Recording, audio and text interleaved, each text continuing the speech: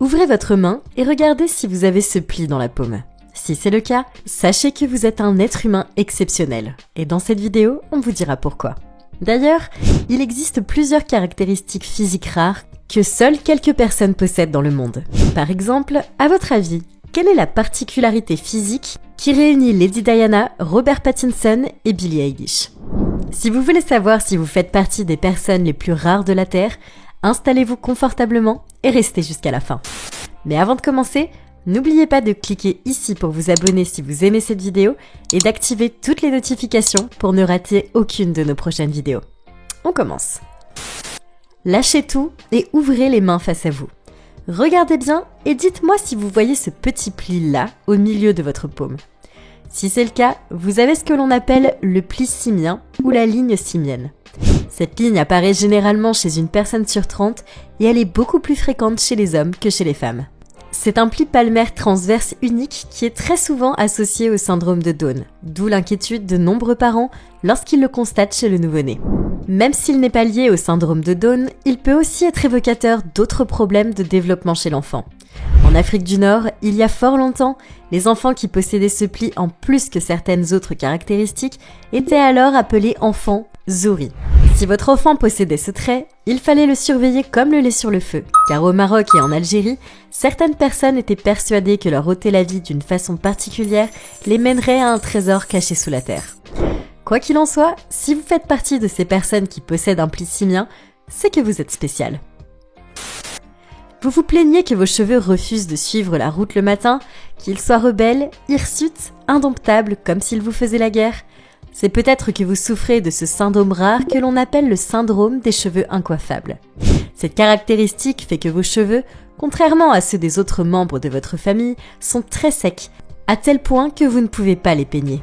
Ce syndrome survient généralement au cours des premières années de vie, mais peut apparaître jusqu'à l'âge de 12 ans. Oui, c'est ça, pile à l'adolescence, lorsque vous aurez besoin de dompter votre tignasse pour faire tomber les beaux garçons à vos pieds. Le pire, c'est que vos cheveux ne poussent pas vers le bas, mais ont plus tendance à être ambitieux, le regard vers le ciel et dans des directions différentes. Vous voyez un peu le tableau ? Au moins s'ils étaient noirs et qu'ils ressemblaient un peu aux magnifiques cheveux africains, vous pourriez alors les porter fièrement ou en faire des dreadlocks. Non, les vôtres sont très blonds, ce qui accentue leur côté sec, un peu comme de la paille. Bon, laissez-moi quand même vous donner une petite liste d'avantages. Vos cheveux, contrairement aux apparences, ne sont ni fragiles ni cassants, ils poussent normalement et rien ne vous empêche d'en prendre soin chez des professionnels et puis, avec le temps, leur état s'améliore relativement. J'ai dit relativement. Vous avez besoin de refaire votre passeport et les nouvelles consignes exigent vos empreintes digitales. Au moment où on vous demande de poser la main sur le scanner, l'agent de police est stupéfait puisqu'il ne voit aucune empreinte digitale.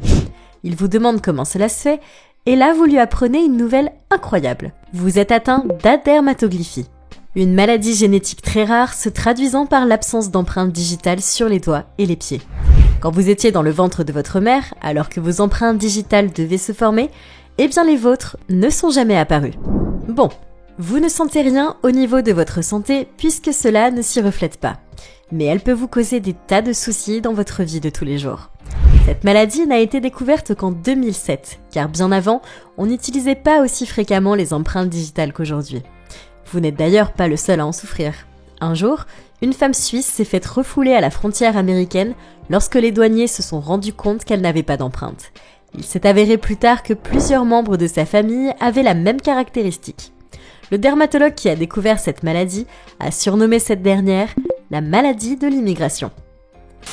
Vous avez les cheveux roux et les yeux bleus, et ça vous complexe? Ne le soyez pas, déjà parce que vous êtes magnifique, et puis je peux vous assurer qu'avec ça, vous faites partie des rares personnes de la population mondiale à avoir cette combinaison génétique extrêmement rare. La couleur rousse au pigment rouge-orangé de vos cheveux est expliquée par une synthèse appelée phaéomélanine. Généralement, elle est associée à une peau blanche, à des taches de rousseur et à des yeux très clairs, généralement verts ou marron. Mais les vôtres sont bleus, ce qui vous rend encore plus exceptionnel puisque seul 1% des roux ont les yeux bleus. Alors si vous avez cette caractéristique, s'il vous plaît, soyez-en fiers et souriez. Palamaris longus. C'est le fameux tendon placé au niveau du poignet qui sort lorsqu'on le contracte.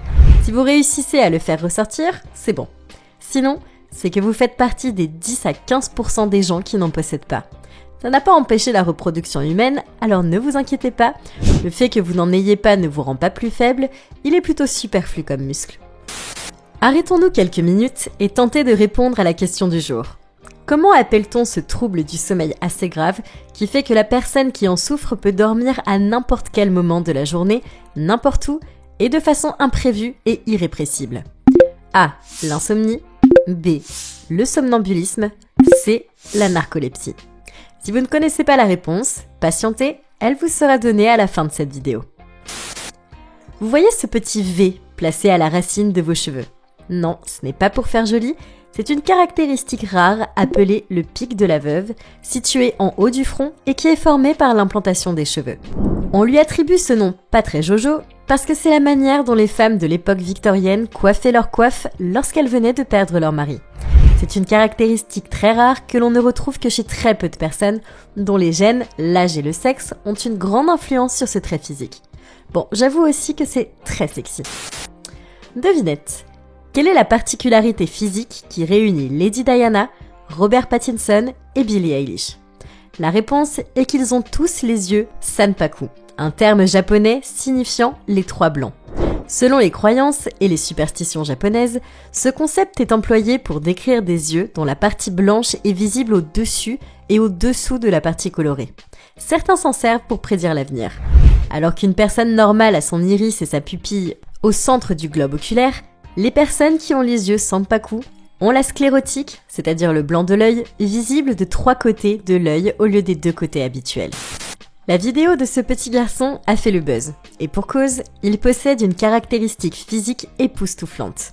Une mèche blanche qui divise sa chevelure en deux et qui se transforme en une tache blanche en forme d'éclair pour s'étendre jusqu'au milieu de son visage. Cela lui attribue une apparence hors du commun, un peu comme si cette marque venait diviser son crâne en deux. Ce petit garçon originaire d'Afrique possède en plus des yeux bleus éblouissants de beauté en forme d'amande. Une vraie merveille.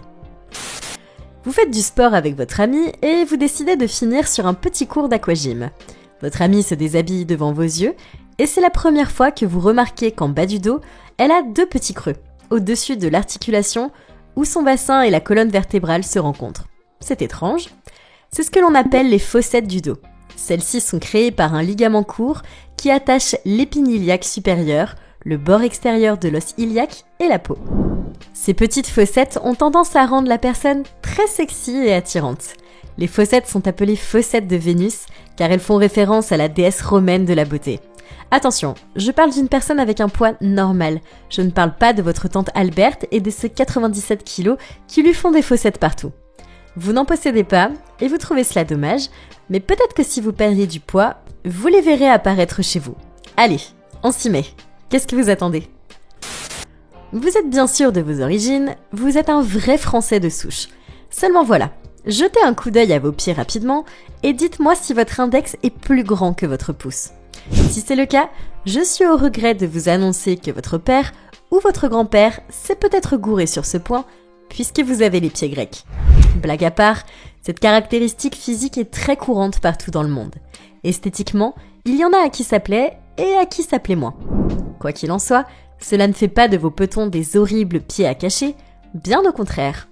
Le seul souci, c'est qu'il se pourrait, contrairement aux autres, que vous soyez sujet à de petits tracas d'ordre esthétique et sanitaire. Par exemple, chez certaines personnes, le pied de type grec peut augmenter les risques de formation de callosité sur la plante du pied ou l'apparition de douleurs.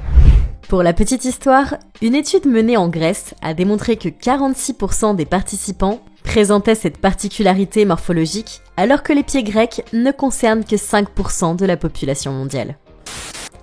Avoir un compas dans l'œil, avoir des yeux de lynx, avoir l'œil américain. Tout cela ne fera pas de vous une personne rare.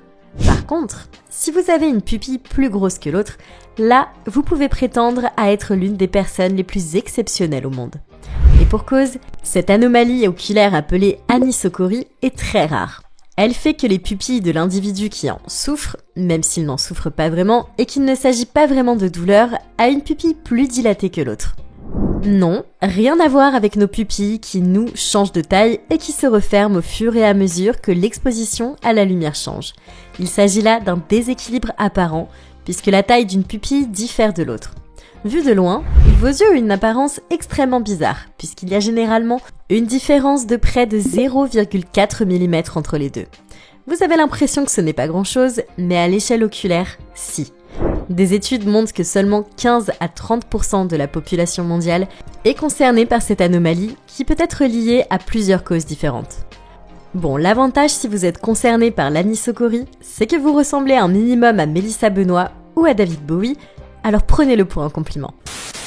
Trou, fosse, sinus préauriculaire ou fistule préhélicéenne, c'est par ces noms que l'on désigne ce minuscule petit trou que certaines personnes pourraient avoir là, à la naissance de leur oreille, au niveau de l'antihélice.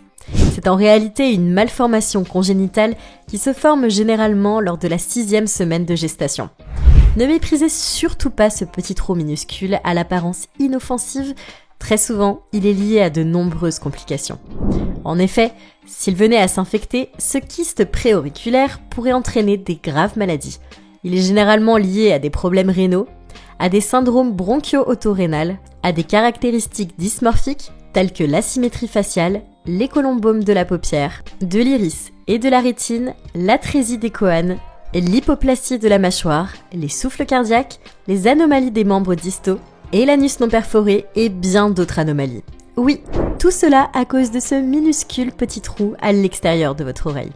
Mais rassurez-vous, si vous en avez, il n'y a pas lieu de s'inquiéter puisqu'il est tout à fait possible de l'extraire par chirurgie. Pour la petite histoire, un biologiste du nom de Neil Shubin pense que le sinus préauriculaire pourrait être un reste évolutif des branchies de poisson. Vous auriez donc été un poisson dans une vie antérieure ? Alors, pour la question du jour, avez-vous trouvé la bonne réponse ? Vous avez vu juste, la réponse était la narcolepsie.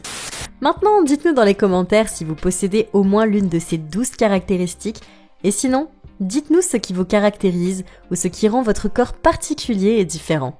Et si vous avez aimé cette vidéo, cliquez ici pour en regarder une autre.